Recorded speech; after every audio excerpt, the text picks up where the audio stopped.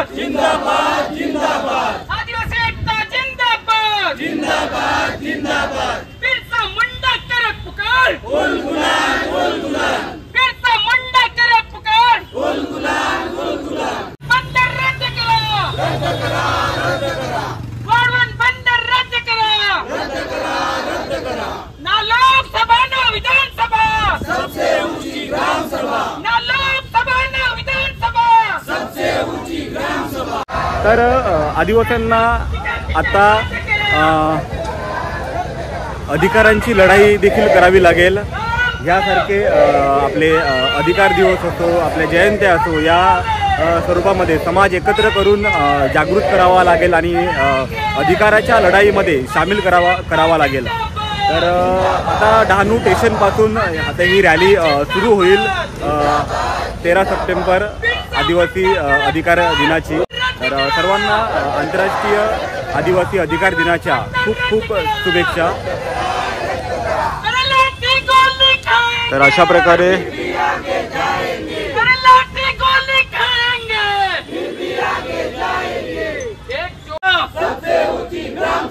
हम सब ना किसी से भीख मांगते, हम हमारा हक मांगते, ना किसी से भीख मांगते, हम हमारा हक मांगते। लड़ेंगे जीतेंगे, लड़ेंगे जीतेंगे, लड़ेंगे जीतेंगे। तर मित्रांनो, रॅलीला डहाणू स्टेशन पासून सुरुवात झाली आहे। आदिवासी अधिकार दिनाचा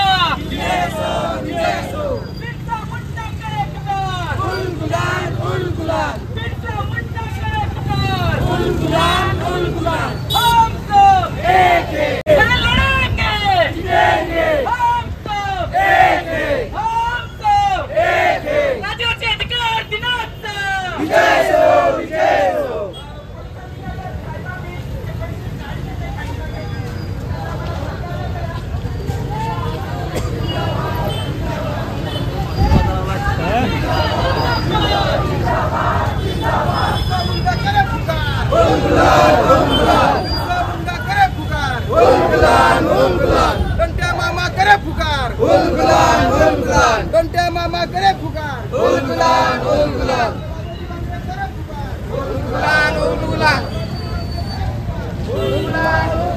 जय जवाहर का नारा है, जय जवाहर का नारा है, भारत देश हमारा है।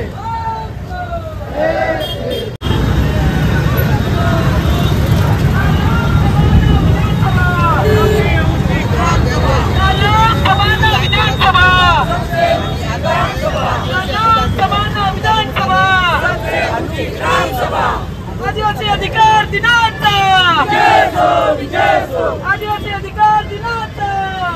तर मित्रांनो, आदिवासी विकास प्रकल्प कार्यालय डहाणू या ठिकाणी सदर मोर्चा पोहोचला आहे आणि या ठिकाणी प्रकल्प अधिकाऱ्यांना निवेदन दिलं जाईल। त्याच्यावर या पत्रावर तुम्हाला दिसत आहेत ते मुद्दे आहेत, पेसा भरतीचा असो, वाढवण बंदराचा असो। तर या आंतरराष्ट्रीय आदिवासी अधिकार दिनानिमित्त ही एक जनजागृती रॅली, भलेही आज गर्दी कमी असो पण कोणीतरी आंदोलन करतायत, आदिवासी अधिकार दिवसाविषयी जमतायत, हे पाहून लोक जागृत होतील आणि तुम्ही या कार्यक्रमाला आलात यासाठी सर्वांचे आभार। आणि अजून तुम्ही प्रत्येकाने 9 ऑगस्टप्रमाणे हा अधिकार दिवसाचा दिवस देखील लोकांच्या मनावर 9 ऑगस्टसारखं घर करायला हवं आणि अधिकारांची लढाई लढण्यासाठी रस्त्यावर उतरायला हवं। सर्वांना उपस्थितांना सर्वांना जोहार। आज 13 सप्टेंबर आदिवासी अधिकार दिवस, त्या निमित्ताने आपण आज इथे आलो। तर आपले जे वरिष्ठ कार्यकर्ते आहेत, डॉक्टर साहेब असो किंवा इतर लहानच्या ठिकाणी पालघरचे असो, म्हणजे पालघर जिल्ह्यातील इतर ठिकाणी, त्यात सर्व सोलन येथे हिमाचल प्रदेश येथे गेले।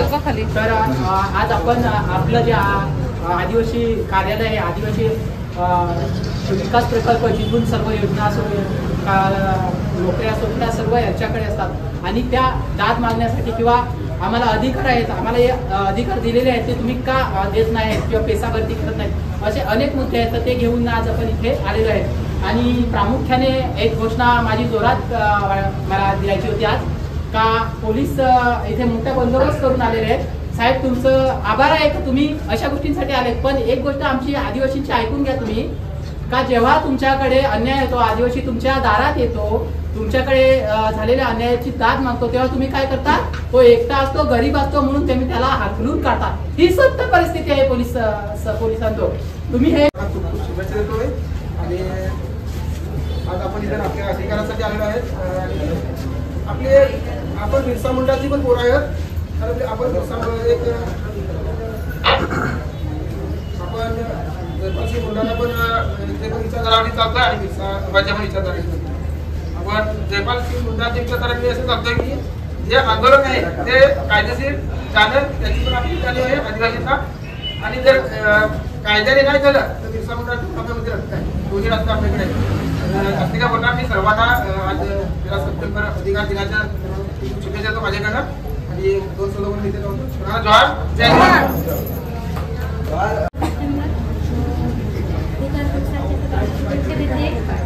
आणि आज महिला बऱ्याच समितीने उपस्थित आहेत. मला विचारलं आपले अधिकार काय, तर आपले अधिकार आपण कशासाठी आलो आहोत, आपल्याला ते माहिती पाहिजे की आपण कशासाठी आलो आहोत. आणि कोणी विचारलं तर जाब आपल्याला देता आला पाहिजे. जर लक्ष्मीताईने सांगितलं तर आपले अधिकार आपल्या मागण्यासाठी आले, आपले तसे अधिकार काय काय आहेत ते आपल्याला माहिती पाहिजे. आणि आपल्या गावच्या समस्या आहेत, आपले अधिकार जे आहेत, पैसाभरती जी होत नाही ती झाली पाहिजे. घोषणा देऊन तरी ते आपण ऐकून आपल्याला सांगता आलं पाहिजे की आपले अधिकार काय आहेत. सर्वांना जोहार. आज आंतरराष्ट्रीय आदिवासी अधिकार दिवस या निमित्ताने सर्वांना खूप खूप शुभेच्छा. या पूर्ण सृष्टीमध्ये एकदम खास आहोत तर कोणत्याही समूहाला विशिष्ट अधिकार मिळत नाही जे आंतरराष्ट्रीय स्तरावर आहेत. ते अधिकार म्हणजे पूर्ण जागतिक पातळीवर आपल्याला अधिकार देण्यात आले आहेत. त्याचा अधिकार सोडा, तिथं अजूनच आपल्याला त्याचा ते कागदावर आहेत, ते कागदावर आहेत ना, संविधानामधलं कागदावर आहेत. कारण की पेसाभरती आपण केव्हापासून बोलता पेसाभरती झाली पाहिजे. आता तुम्हाला 1 वर्ष झाला की या दिवसाची लढाई आपल्याला अजून मोठी करायची आहे. तर ती कशी करू शकता आपण की आपल्या मित्रपरिवारामध्ये मैत्रिणी असतील यांना आपण जेव्हा वैयक्तिक भेटता दोघं तिघं तेव्हा आपण या गोष्टीची चर्चा केली पाहिजे. असा नाही की आपण एखाद्या गावाची सभा लावून तिथंच भाषण ठोकून यायचं आणि लोकांना आवाहन करायचं की 9 ऑगस्ट आहे, अधिकार दिवस आहे, याच्यामध्ये तुम्ही या. तर या गोष्टी फारतेक नाही होत. तर आपण एक आपल्या लेवलला काय करू शकता. आता एक मी सर्वसाधारण माणूस आहोत तर मी डॉक्टरसारखी, कीर्तिताईसारखी किंवा जे वरिष्ठ कार्यकर्ते आहेत त्यांच्यासारखी मोठ्या मिटिंगमध्ये संबोधन नाही करू शकत. पण मी 5 पोरा जमवून बोलू शकतो ना तिथं की काय आहे 9 ऑगस्ट का आहे, अधिकार दिवस का आहे. तर त्या निमित्ताने यो आपला कितवा वर्ष आहे, आपण 2रा वर्ष आहे. तर इथं आलेलं सर्व फार मोठ्या इतिहासाचं साक्षीदार आहे सगळं. तर गेल्या वर्षी पण सांगला होता, त्या परत मी आता एकदा रिपीट करता की आपल्या डोक्यामध्ये जो अधिकार तुम्हाला हवा आहे ना, आता तुम्ही विचार करत आहेत की मला यो अधिकार हवा आहे किंवा मला या स्वातंत्र्य हवा आहे, तर त्या अधिकार आपल्याला दिलेला आहे. असा तुम्ही आता एवढी डोकी आहेत ना, तर कोण विचार करत असेल की मला आता काय हवं आहे असा. तर आदिवासींचा अधिकार म्हणजे आपण सांगतो की स्वातंत्र्य म्हणजे काय, स्वातंत्र्य ज्या कागदावर लिहिलं आहे त्यांनी, तर नैसर्गिक स्वातंत्र्य आदिवासींचं स्वातंत्र्य आहे. डॉक्टर सर नेहमी सांगताय की एखादे पाखरान एखादे झाडावर घरटं बांधला तर तू कोणाची परमिशन घेईनी की मी इथं घरटं बांधतो किंवा ते माझे वयचे आतमध्ये झाड आहे ते मी इथं हे करतो. तर असा यो नैसर्गिक अधिकार हा आपला आहे आणि तो आपण ओळखला पाहिजे. किंवा आपल्या जी मोठी माणसं आहेत त्यांच्याकडून बऱ्याच गोष्टी आपण शिकल्या, तर आपलं जे पारंपरिक अधिकार आहेत ते माहिती करून आपण त्याला मजबूती दिली तर यो दिवस साध्य ठरेल. आणि एवढाच. तर सर्वांना एकदा परत जोहार आणि मी माझा 2 शब्द संपवतो. उपस्थित आज सर्व आदिवासी बंधूंना माझा जोहार.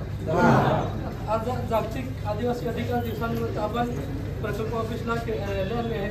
अशासाठी आलेले आहे की हे प्रकल्प ऑफिस अधिकाऱ्याला कळलं पाहिजे की आदिवासी जिवंत आहे आणि त्याला आपले अधिकार माहीत आहेत. याच्यासाठी आपण एकत्र आलो. खरंच सांगायला गेलं तर आपल्याला आपल्या अधिकाराची अजूनपर्यंत जनजागृती झाली आहे. ती जनजागृती आपल्याला करून द्यायची आहे आणि ते कार्य करण्याचं आपण सर्वजण मिळून करणार आहोत. कारण की एकट्याला करणे हे अशक्य आहे. आज तुम्ही प्रत्येक वर्षी बघत असाल मार्च संपला की आर्थिक वर्ष संपतात आणि प्रकल्प ऑफिसचा, पंचायत समितीचा आणि कलेक्टरचा पैसा हा रिटर्न जातो. हा रिटर्न कशासाठी जातो? कारण की आपलेच अधिकार आपल्याला माहीत नाही, त्याच्यामुळे हा पैसा रिटर्न जातो. आणि ही शासन यंत्र असे आहे की आपल्याला कोणत्याही योजनेची माहिती देणार नाही. आज तुम्ही प्रकल्प ऑफिस डहाणू आहे, बाहेर जाऊन बघाल तर एकाही योजनेचा सूचना फलक लावलेला नाही मिळत. आपला जागतिक आधी 9 ऑगस्ट तर सर्वांनाच माहीत आहे, कारण की तो घराघरात पोचलेला आहे. आणि 13 सप्टेंबर त्याची माहिती माझ्या मते सगळ्यांच्या घराघरात पोचायला हवी. आपल्या माध्यमातून, सगळ्यांच्या माध्यमातून कशी पोचेल हे आपण डोक्याने किंवा मॅनेज करून सर्वांना जे कसं कळवायचं. कारण की आज जर व्हॉट्सअपवर टाकलं तर एवढे लोक समजा जमू शकतात. तर हे जे आता व्हॉट्सअप नाही तर आपण आपल्या कल्पनेतून आपल्याला जो जोडीदार असेल, आपल्या जोडीचे समर्थक असतील तर त्याच्या निमित्ताने आपल्याला तिथपर्यंत कसं पोचता येईल. किंवा 9 ऑगस्टला जशी गर्दी होते, लोक नुसते डीजेवर नाचायला येतात, तर नाचायला नको. आता जवाहर जिंदाबाद. आज आपण सगळे इथे जे जमलोय ते जागतिक आदिवासी अधिकार दिवसाच्या निमित्ताने जमलेलो आहोत. या अधिकार दिवसाविषयी सांगायचं झालं तर अधिकार आपल्याला द्यावे लागले पण अजून मिळालेले नाहीयेत. एक साधारण म्हणजे शॉर्टकटमध्ये सांगतो, याच्यामध्ये 46 कलमं आहेत सगळी आणि 46 अधिकार आहेत आपल्याला, आणि ते अजून आपल्यापर्यंत आले नाही. आज आपण सगळ्यांना माहिती आहे की भारत हा विकसनशील देश आहे, बरोबर की नाही. आणि अमेरिका, कॅनडा यांच्यासारखे विकसित देश यांना 2010ला त्यांना कबूल करावं लागलं की ते आदिवासी होते आहेत. आणि त्यांनी हे 46 कलम किंवा अनड्रीप जे आहे यूएनड्रीप हे त्यांनी लागू करण्याचं थोडंसं आश्वासन घेतलं किंवा लागू करण्यासाठी त्यांनी प्रयत्न केले. 2010ला अमेरिकेसारख्या देशाने ओबामा जेव्हा आले श्वेतवर्णीय, तेव्हा त्यांनी विचार केला की इथे आपल्याला यूएनड्रीप लागू करायचा विचार त्यांनी सुरू केला. आज आपण सुरुवातीला सांगितलं की आज विकसित देशाला वेळ लागतोय. आज आपण विकसनशील देश आहोत, इथे नक्कीच वेळ लागणार आहे. पण आपल्याला लक्षात घ्यायचं की हे अधिकारामध्ये आहे काय.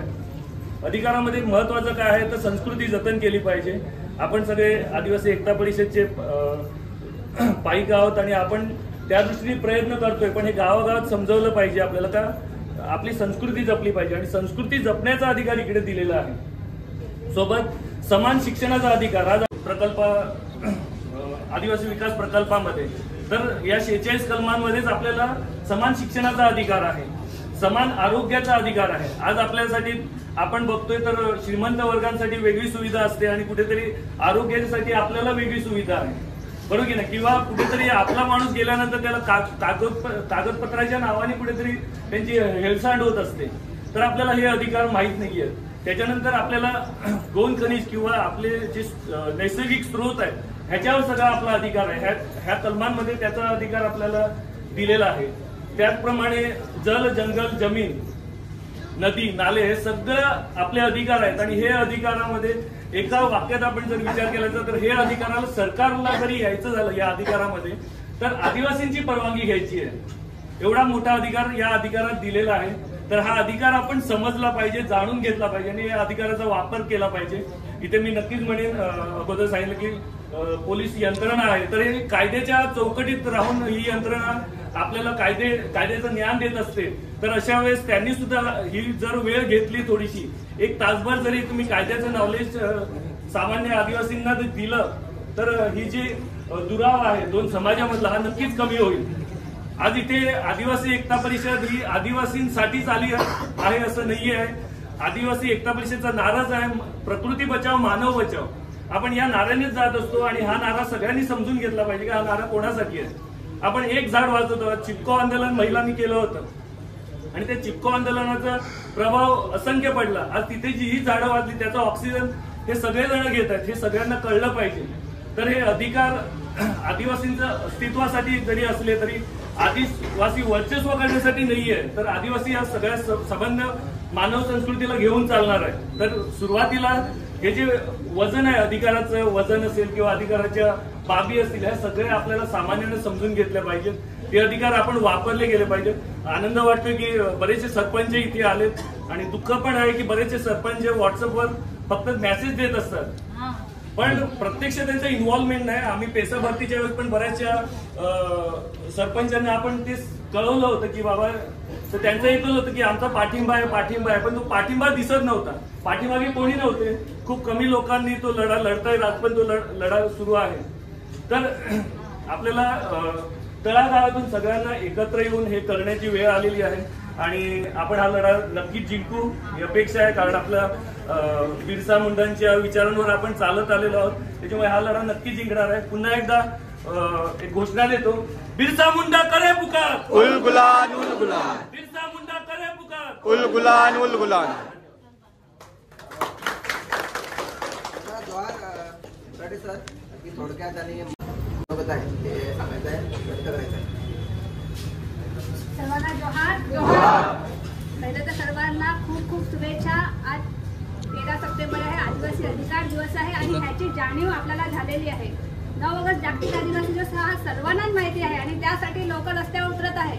पण 13 सप्टेंबर आदिवासी अधिकार जागतिक आदिवासी दिवस आहे हा पण, आणि त्याची जाणीव अजूनपर्यंत लोकांना होत नाही म्हणून. आणि आपल्याला झालेली खूप महत्त्वाची गोष्ट, आदिवासी एकता परिषदच्या कार्यकर्त्यांना हे माहिती झालेली खूप मोठी गोष्ट आहे. कारण का आदिवासी एकता परिषदच्या कार्य एकमेव असा कार्यकर्ता आहे जो जमिनी स्तरावर लढतो, समाजासाठी एकदम प्युअरली लढतो. त्याच्या मागे उभ्या राहणारा हर एक कार्यकर्ता त्याला पाठिंबा देतो आणि आपला जो मूल वाक्य आहे, जसं की आपण संस्कृती बचाव, मानव बचाव, पर्यावरण बचाव ह्या मुद्द्याला घेऊन काम करतो. आदिवासी एकता परिषदची जी विचारधारा आहे ती खूप महत्त्वाची आहे आणि विचारधारा जर टिकली आदिवासी एकता परिषदची तर हे जल जंगल जमीन हे जग वाटणार आहे आणि त्यासाठी आदिवासी एकता परिषद सतत प्रयत्न करत असतो. आज आपण एवढ्या संख्येमध्ये काय इथे एवढ्या संख्या ह्याच्यापेक्षा तिप्पट लोक आपली आज हिमाचलला गेलेली आहेत, सोलनला. तिथे मोठ्या प्रमाणामध्ये जो राष्ट्रीय कार्यक्रम आहे तो तिथे होत आहे.